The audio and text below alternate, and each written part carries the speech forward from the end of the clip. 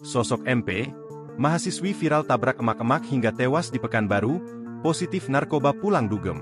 Terungkap, inilah sosok mahasiswi yang viral menabrak emak-emak hingga tewas di kota Pekanbaru, Riau.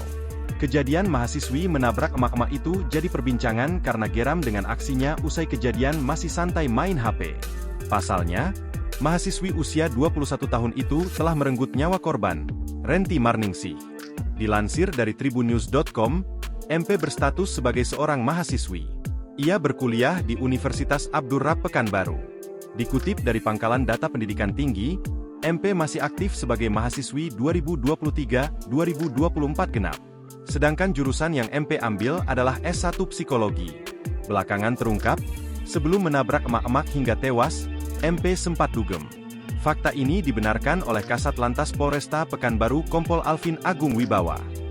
Dia baru pulang dari tempat hiburan malam, terang Alvin, dikutip dari tribunpekanbaru.com.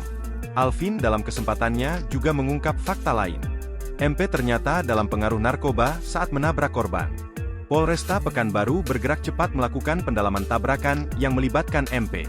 Hasilnya MP ditetapkan sebagai tersangka tidak lama usai kejadian. Ia dijerat pasal berlapis. Pasal 106 UU nomor 22 tahun 2009, tentang tidak berkonsentrasi saat berkendara dan lalai hingga menyebabkan korban meninggal dunia.